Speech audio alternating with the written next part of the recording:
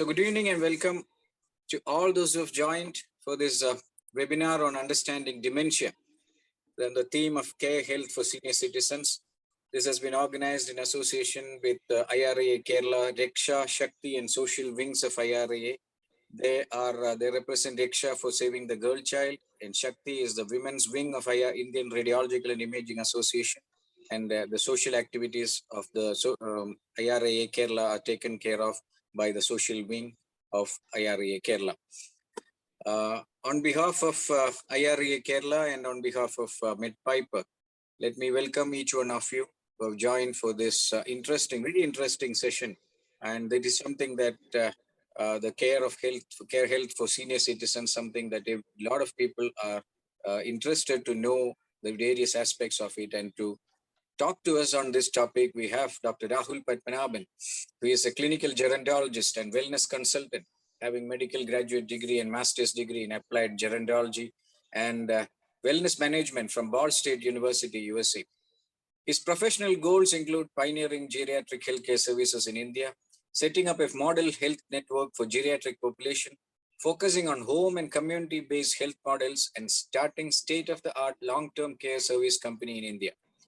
He has special interests in dementia care management and end-of-life care, and its specialties include geriatric medicine, home and community-based care, dementia care, long-term care, transitional care, and comprehensive geriatric assessment, and worksite wellness program design and implementation. He is got a lot of innovative things coming up for the senior citizens of India, and India's demographics is changing, especially of some of the states like Kerala.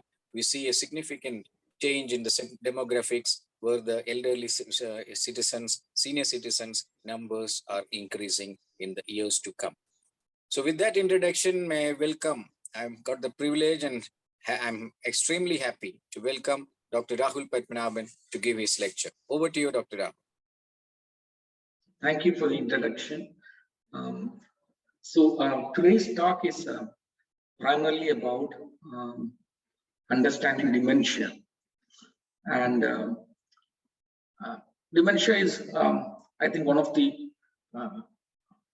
cruelest disease that one can have, because unlike any other disease, it basically rips off your personality, changes entirely the family dynamics. And it's extremely challenging as a physician, as well as from the side of a family member, to take care of someone with dementia.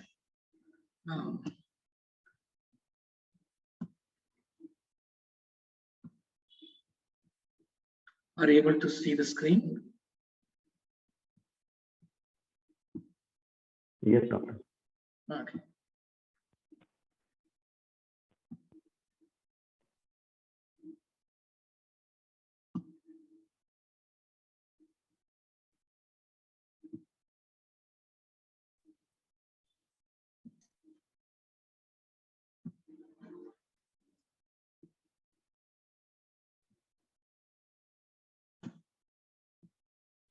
So we start this talk with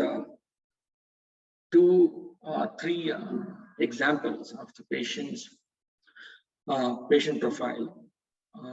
One is a 60-year-old accountant who's good in accounting and has been doing his job for many years, but he's finding extremely difficult to learn the new computer-based e-filing.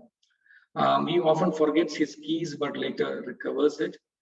He's a diabetic, but at times he forgets to take his medicines. He uses a diary.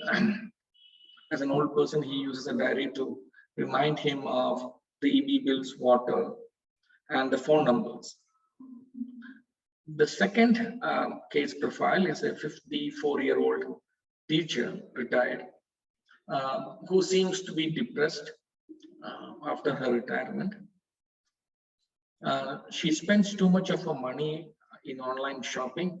She's no longer interested in cooking or gardening, which she used to like, but she's still able to teach students at her home.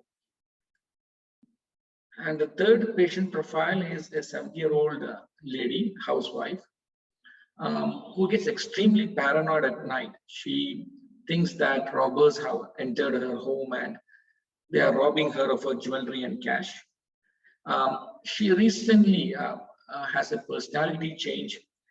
She verbally abuses her maid. She gets extremely agitated for no reasons at all. Her memory seems all right, but at times she gets confused between day and night. Often she wanders away from her house and forgets her way back to the home. So these are very typical case profiles that we see in elders. And often in dementia, we ignore the symptoms of memory loss as age-related. Now, we'll come back to these three cases and see which of them fits into the criteria of dementia and which not. So dementia is typically diagnosed when the cognitive impairment has become severe enough to compromise social or occupational function. The key word here is cognition. Now, brain is a very complex organ in our body, and it has multiple functions apart from learning, processing, and memory retain. It decides your personality, it decides your emotions, your reasoning capacity, your mobility, a lot of other functions. So cognition basically means all the skills, all the knowledge, all the training that your brain has accumulated after you were born. And dementia is not only a problem of memory, it is a problem of cognition. So that means that maybe the memory is intact, but the personality might have changed. So, and how far it should impair your function? It should impair your function to such an extent that it's interfering with your day-to-day activities. So it's not a specific disease. It's not a diagnosis term. Dementia is a cluster of symptoms, and the symptoms range from memory loss to personality disorders to confusional episodes, but severe enough to reduce a person's ability to perform everyday activities. Aging doesn't cause dementia.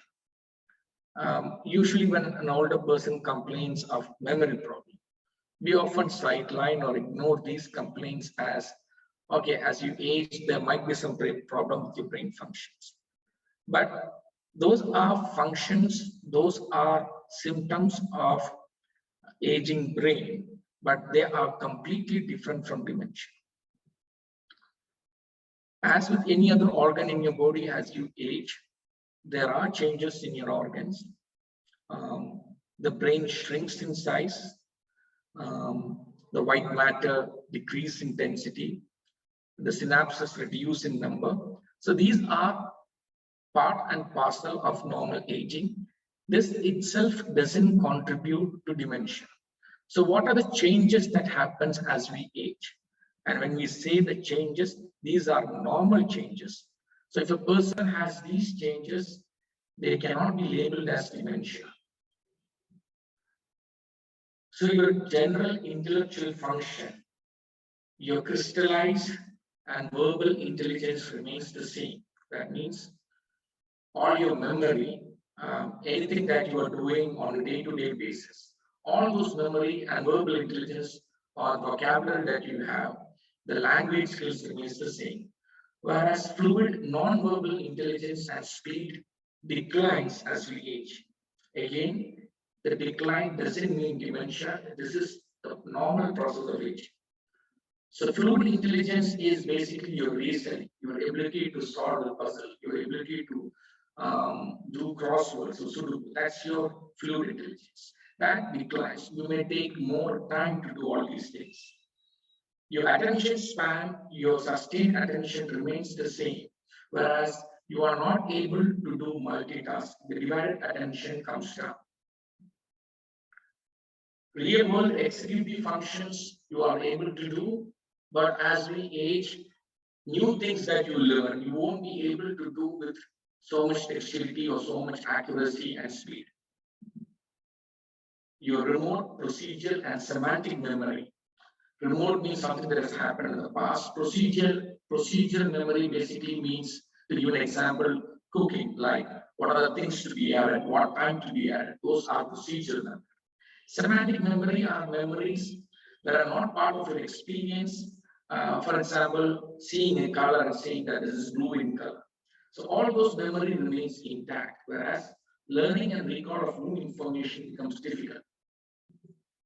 Your comprehension and vocabulary remains the same, whereas spontaneous word finding. So usually you can see elders, not even elders, you can see young people saying that I remember your name, but it's in the tip of my tongue, I'm not able to recollect it. So these are part of normal aging. So what are signs of dementia? One is memory loss that disrupts daily life.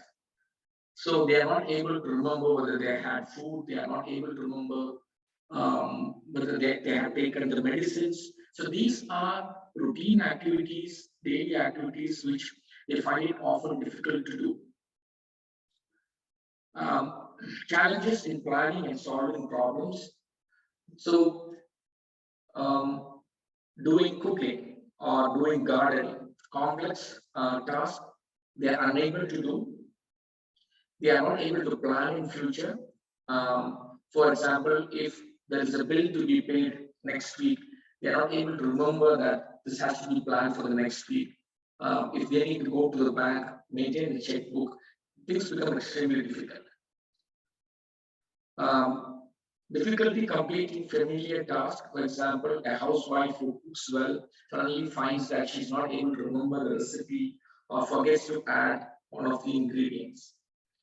Confusion with time and place, often waking up in the morning and asking where they are, or taking an afternoon nap and thinking that it's morning when they wake up. So confusions with time and place. Now, if it happens once in a while, if they are traveling somewhere and they are getting confused, it's all right. But when it's interfering with the day-to-day activities, it becomes signs of dementia. Problem with visual images and spatial relationship, reading signboards, or looking at Google Maps and telling where to go, or looking at pictures and not able to identify where it was taken. People with dementia also has problems with vision. Depth perception reduces. So people with dementia fall quite often at night. They have problems with speaking and writing. When they are in a group, they start a conversation, and in between the conversation, they get stuck and they don't know how to proceed forward. They misplace things and lose the ability to retrace their steps. So most often they forget their spectacles. Sometimes I had patients who would drive to a supermarket in a car and take bus back to home, and then they'll be figuring out where they park their car. Decrease or poor judgment. People with dementia often involved in taking huge risks with money. Some people spend a lot of money in gambling. Some people spend a lot of money in shopping. People who have been very wise with their money, who have saved a lot of money, suddenly starts spending lavishly in mutual funds, in stocks. So decrease of poor judgment is also an indication of memory loss. Due to a lot of reasons involving not able to engage in a conversation, people with dementia, they withdraw from work and social activities. Depression is quite common in people with dementia. And changes in mood and personality. A person who is often soft-spoken suddenly becomes verbally abusive. Or somebody who has been very wise with the money starts to spend money aggressively. Somebody who has been very active suddenly become very withdrawn and lonely. All these changes in mood and personality could be a part of dementia. So, as I said earlier, dementia is not a diagnosis by itself. It's a cluster of symptoms. And there are various reasons why a person can develop dementia. So broadly, we divide into two groups, reversible non-progressive dementia and progressive irreversible dementia. So irreversible dementia, if you are able to identify the symptoms early, do the clinical workup and find out the cause, and if you are able to treat those conditions, then the cognitive abilities basically come back. But longer those persons stay with this reversible condition, there are chances that the brain can go for permanent damage and then can progress to irreversible dementia. So depression, delirium, or confusional episodes can contribute to cognitive impairment, thyroid problems, vitamin B12 levels, especially in vegetarian people who follow vegetarian diet. We quite often find cognitive impairment because of vitamin B12 deficiency, alcohol abuse, side effect of medications, especially pain medications, cardiac medicines. If they're taken for a long time, they can interfere with judgment and cognition. People who have head trauma after a fall within that period can develop memory problems. People who have low hemoglobin due to various reasons can develop memory problems. The irreversible causes are the progressive causes of dementia, and these are most of the dementia fall into this category. Alzheimer's disease contributes to 60 to 70% of all the cases of dementia being diagnosed all over the world. Parkinson's disease, which is basically a movement disorder, can also in later stage develop dementia. Lewy body dementia, vascular dementia, frontotemporal dementia, and permanent brain injury can also cause cognitive impairment. So what are the risk factors for developing dementia? So there are irreversible risk factors, non-modifiable risk factors such as age, gender, and genetics. As we age, our chance of getting dementia goes up. After the age of 70, your chance of getting dementia is actually more than 50% of a 40-year-old person. Women usually have more prevalence of dementia. One reason for women having more prevalence of dementia is their life expectancy is more than men. So the prevalence is high, the incidence of dementia almost in men and women remains the same. Dementia runs in family. A lot of research are going on to find out the exact gene and whether gene therapy can help prevent dementia in later life. The modifiable risk factors include smoking, chronic disease, sedentary lifestyle, stress. People who are under a stressful job often develop dementia in later life. Depression can contribute to dementia. Alcohol abuse can contribute to dementia. So these are the risk factors. So basically, factors which can avoid, to avoid dementia, you need to take care of your health, stop smoking, reduce stress. You need to keep all your chronic diseases like diabetes, hypertension, everything under control. You need to be active, socially, physically, you need to be active. You need to take care of your depression, and alcohol should be consumed in moderation. Most often, symptoms of dementia are ignored because often it's sidelined as age-related. So, but it is very important that we diagnose dementia in early stages because a lot of things can be done managing dementia if it is diagnosed very early. You need to share your symptoms and signs to the doctor. The doctor usually does some tests to test for your memory, and these are all paper tests, which basically classifies into whether you are having dementia or not and which stage of dementia you are in. And once dementia is diagnosed, the doctor would send you for some blood test, imaging like MRI, to rule out the reversible causes of dementia. And if something is found which is abnormal, it can be corrected. But as I said earlier, most cases of dementia falls into the category of progressive irreversible dementia. And once the diagnosis has been made, whether it's Alzheimer's or frontotemporal or Lewy body based on clinical examination, the doctor would suggest some treatment. Unfortunately, there are not much treatment as medicine available for treating dementia. There are medicines which can delay the progression of dementia, but a lot of research again is going on finding a formula or finding a tablet to cure dementia, especially Alzheimer's dementia. We come to the second part of the talk, which is basically the most important part is how do you take care of someone with dementia? As I said earlier, taking care of someone with dementia is a time-consuming, a very laborious, tedious job.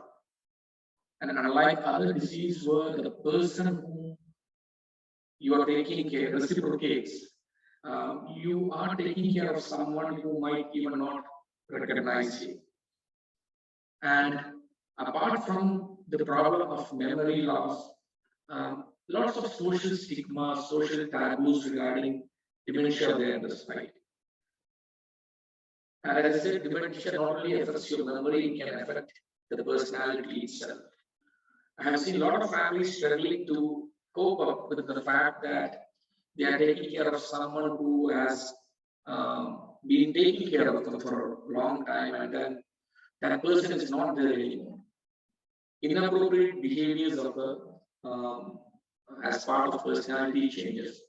And there are a lot of inappropriate behaviors which can occur, including sexual misbehaviors. And it becomes socially embarrassing. It becomes very embarrassing to the family to see all these things in a person who was not like this maybe 10, 30 years back. So it's extremely important that the family understands the disease, develop a plan to take care of the person. So how do you take care? One thing that I usually suggest is to keep that person under a strict routine. From the time he wakes up to the time he goes to bed, everything should be like a timetable. When it happens, we find that taking care becomes easy. Like the time he eats food, the time he eats, take medicine, the time he goes to bed, the time he watches TV. If everything is according to a routine, without much changes, then taking care becomes much easier. Elders in early stages of dementia should not be sidelined with the family. They should be kept part of the family and involved in conversations and decision making, especially decisions regarding their care and their affairs. They need to be engaged in conversations. Developing depression after a person is diagnosed with dementia is very common. Once they feel that they are not being involved in conversations, family discussions, they are kept in a separate room. All these factors can cause emotional disturbance, and depression can worsen the progression of dementia. Keep changes to minimum where the place they are staying, the room they are staying, the carers, the attendants, the maids who are providing care. Care should be, there should be enough, there should not be enough change, there should not be frequent changes in the care. So if there is a maid, it should be made that the same maid continues taking care of this person rather than change. Any change in their routines, any change in the environment, any change in their carers will make them more confused. More confusion episodes will cause progression of dementia. The family needs to be counseled, especially when there are personality changes, when there are inappropriate behaviors. The family needs to be counseled on how to take care of them. There should be a proper support system for the family because it's very heartbreaking to see some families abandon elders because they are no longer able to take care of them. Elder abuse in people with dementia is very high. both from the family side as well as paid caregiver side. So the family counseling is very important. The family needs to adopt strategies and skills to take care of agitation. People with dementia often resist care. They don't want to take bath. They may resist taking medications. They may resist taking food. They may be agitated to go out. They may be physically abusive, verbally abusive. So family members should be taught skills, techniques on how to manage them at home without harming themselves or the patient. Family members should have proper support. One way of providing support is by having support groups. People who are taking care, caregivers of people with dementia, often meet once in a week or once in a month, talk about their difficulties, share their experiences. There are a lot of WhatsApp groups where people talk about how to take care of someone when they are refusing to eat or refusing to take medicines. Dementia as such doesn't affect the lifespan of the individual. So a person who is being diagnosed with dementia at the age of say 65 years may live until 95 years. Starting with mild cognitive impairment, they can go into advanced dementia. So everything regarding their health, everything regarding their care has to be planned. There will come a stage where they are not able to take decisions. So who is going to take decisions for them? We actually encourage people in early stage of dementia to write down. We call it advanced healthcare directly. Some people call it living will, where they write down categorically what they want in case their health deteriorates, in case they go into a medical event. For example, whether they would like to be put on a ventilator, whether they like to have surgery if a surgery is required. So apart from the will, that the financial will or the other wills that a person prepares, a will regarding the further care needs to be prepared both by the family members as well as the patient. People who are taking care often have caregiver burden. It is physically not possible to take care of someone with advanced dementia 24/7, 365 days a year. It is not physically possible. It is emotionally draining. So the family has to have an arrangement where a carer gets breaks in between. They need to get professional help. People who are coming to take care should be educated on dementia.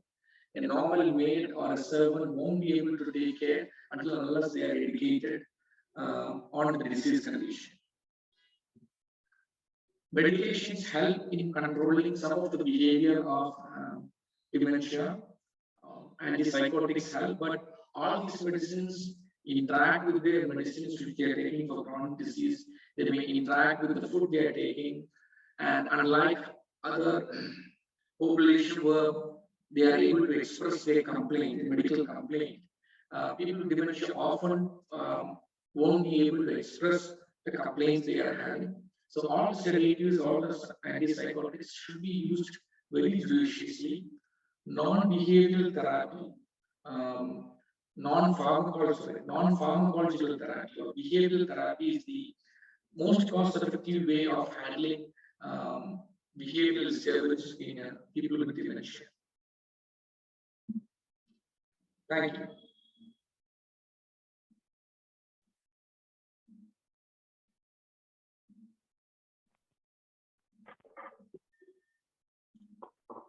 Thank you, Doctor. It was a wonderful session. I think we have a few questions here. So if you allow, I can read them and maybe we can answer them. Sure. So I'll just read the question. So there's a question, is paranoia a symptom of dementia? Paranoia is part of, paranoia can be a symptom of dementia. Any personality changes, paranoia, suspicions, hallucinations, delusions, all this could be part of dementia. Then there is another question. What is clinical dementia? What is clinical dementia? There's no word like clinical dementia. Dementia is, as I said, it's a cluster of symptoms affecting the cognition. There are a lot of terms like senile dementia, ICU dementia, and things like that. So dementia is just one word. Yeah. Right. Another question is there any role for virgin pressed coconut oil in retarding or reversing the progression of dementia? There has been quite a number of studies on omega-3 fatty acids, extra virgin coconut oil, olive oil, but not to an extent that it can be prescribed as a treatment for reversing or retarding the progression of dementia. We don't prescribe it, but there are studies which shows in a limited sample of population that it makes basically in Alzheimer's dementia. We are not looking at treating it. We are looking at how to manage that person. So early stages, preventive aspect, just like extra virgin olive oil or coconut oil has benefits on the heart, it may have benefits on the brain for the preventive part, not for the treatment part. Right. So there is another question. Please focus on the biochemical changes that are indicative of dementia.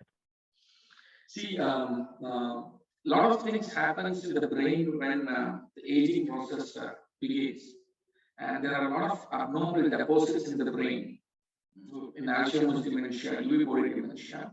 So these are protein neurofibrillary tangles which gets deposited in the brain, and the sort of dementia a person develops depends upon which part of the brain these deposits are getting accumulated.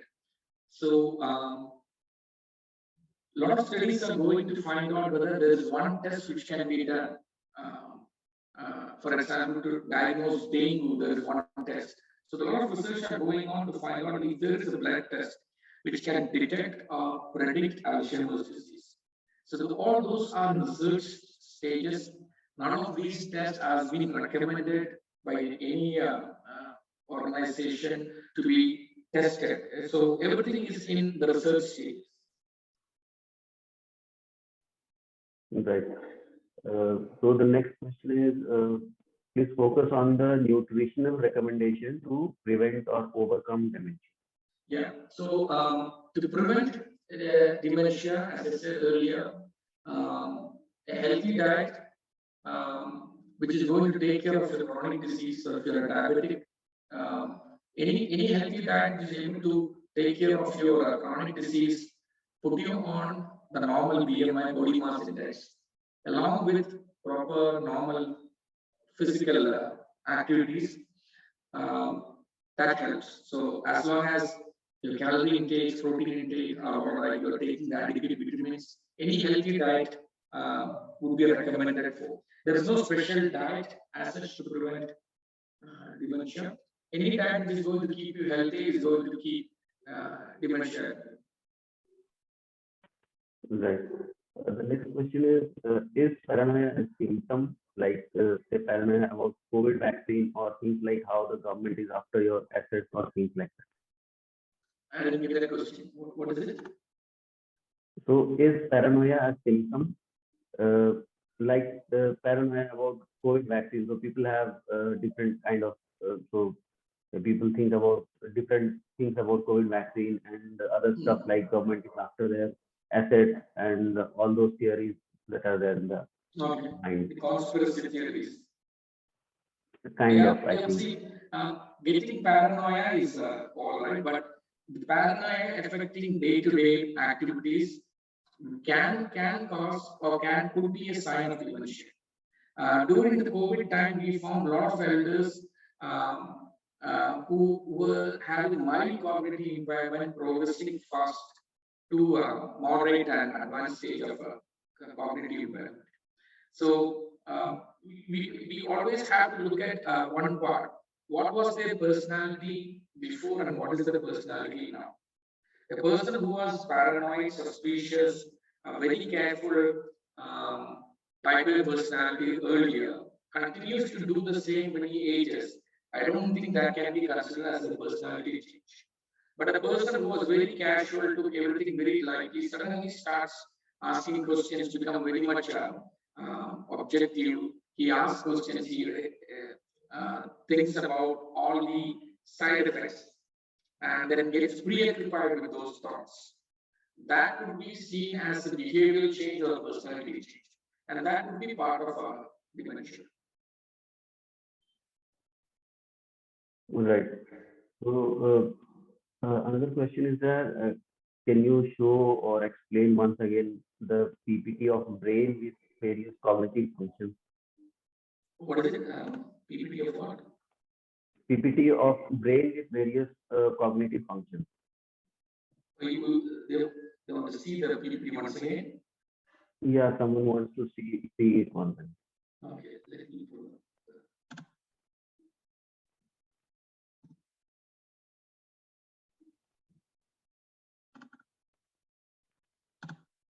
This one. So one on this side is the frontal part. This is the front portion of your forehead. And this is the frontal cortex, which basically decides your reasoning, your emotions, your personality. We also call it the neocortex because compared to the monkeys or any other animals, this is part of the brain which is most developed in the humans. So the frontal lobe or the neocortex is the one that decides personality or emotions. So dementia affecting this part of the brain, for example, frontotemporal dementia, you can see a lot of personality changes, aggressiveness in such people.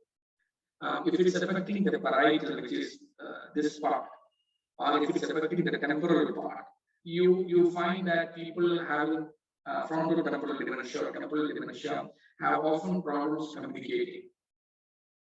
So this is the cognitive functions of different parts of the brain.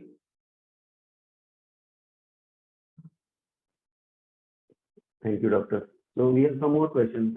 Should I go ahead with them? Yeah, please. Okay. So there's a question: is Alzheimer's a dementia? How far medication can overcome it? What is it? Is Alzheimer's a dementia? And then another question: how far medication can overcome it?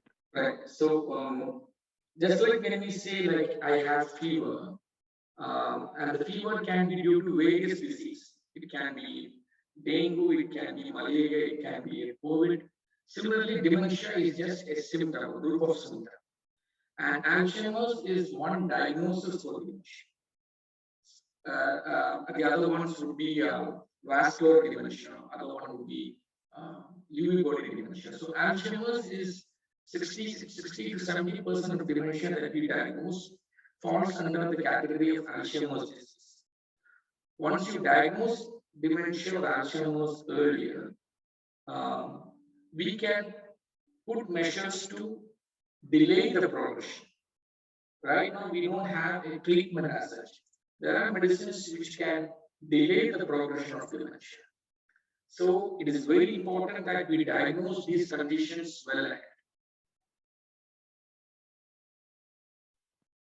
Right.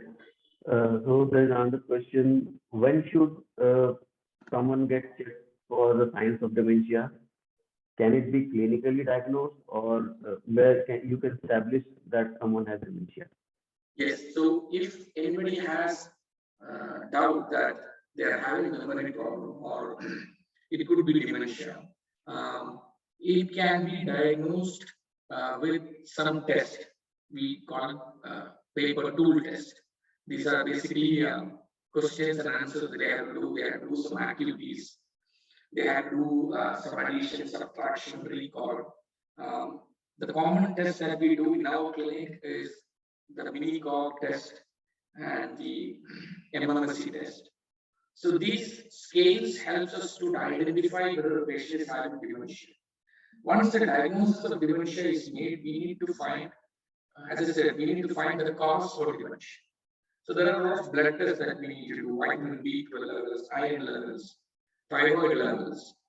We have to do is imaging of the brain, MRI brain, to find out whether there is any other problem with the brain. And once we make a diagnosis, we most often the diagnosis of Alzheimer's is once we rule out the other conditions. So it's always probable Alzheimer's disease. So this is how we evaluate and diagnose. And then we put on some tablets, medications to, if it's Alzheimer's, to delay the progression of the disease. Thank you, doctor. So there is another question. What can be done at the primary care or community level with elderly having mild cognitive impairment with modifying risk factors? Good. See, at the community level, the first thing is to create awareness about the fact that dementia is not part of normal age. Most often when family members realize that the person is having a problem, it's too late.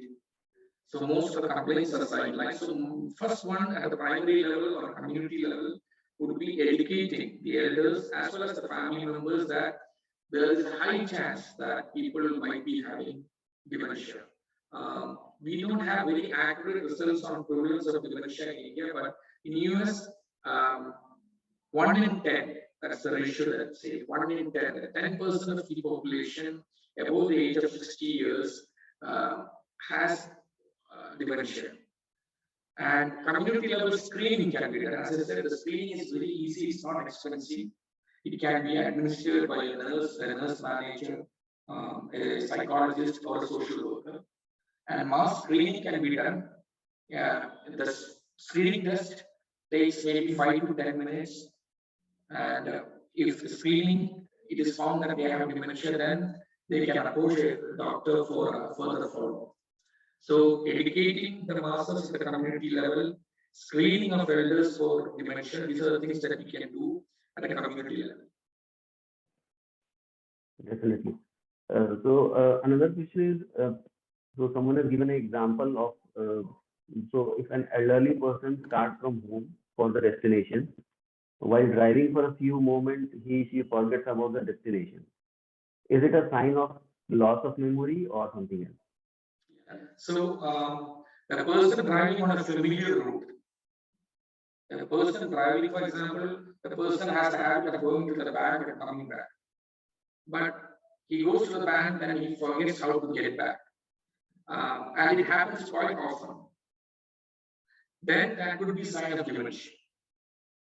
Another common thing that we find out, as I said in my talk, was driving to the bank in the car and catching a bus, coming back home, and then wondering where the car is parked.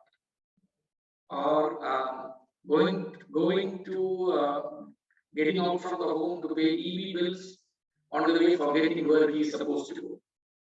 And these happening on a repeated manner, all this could be sign of dementia. Thank you, doctor. So, is dementia inherited? Yeah. Few genes, as I said, a lot of research are going on, and from our practice, we find that when we ask for the family history, maybe 40 to 50% of the elders we see, they say that maybe their parents or their grandparents had dementia. So definitely there is a genetic component, but it is not that all the people who have a family history of dementia develop dementia. Just like cardiac disease or cardiovascular disease, stroke, asthma, it's not that everyone in the family develops these diseases. So there is definitely a genetic component, but more research needs to be done. Which variant of Alzheimer's has more genetic component? We are not very sure. So the answer to that question is yes, there is a genetic component. So the people who have family members with dementia needs to be very careful. They should avoid the risk factors. And then in case they develop symptoms, they need to get it evaluated at the earliest. Thank you, doctor. So there is one last question. If one is at a risk of dementia because of hereditary reasons, or other factors like genes. Can anything be done in the younger days to avoid it later in life? Yeah, so all the risk factors, the modified risk factors, for example, smoking, alcohol abuse, having a stressful lifestyle, sedentary lifestyle, all these things needs to be avoided. In case they are developing any signs, they need to get it checked. Also, in people with mild cognitive impairment, we usually suggest cognitive stimulation therapy, CST, which is a type of therapy administered by psychologists, which makes sure that the brain functions, the brain capabilities uh, are kept intact. It doesn't progress to moderate dementia. So people who have a family history of dementia needs to make sure that they reduce the risk factor, keep their brain functioning healthy, and there are certain things that everyone can do to keep their brain um, alert and active. A few things that we suggest is doing new things. Like if you have the habit if you don't have any hobbies, develop a hobby. If you don't have the habit of reading, start reading. Explore new things which will stimulate the brain. Doing a task continuously is not stimulating the brain. It's a repetitive task. Whereas um, learning novel things, newer things will stimulate the brain. So people with mild cognitive impairment, we put them in a cognitive stimulation therapy and also ask them to do new things, challenge the brain, learn new languages. These are other things that we see. Thank you, Dr. So I think this is the end of the questions. So thanks a lot for answering all the questions very patiently and very clearly so that all the doubts are cleared. So thank you so much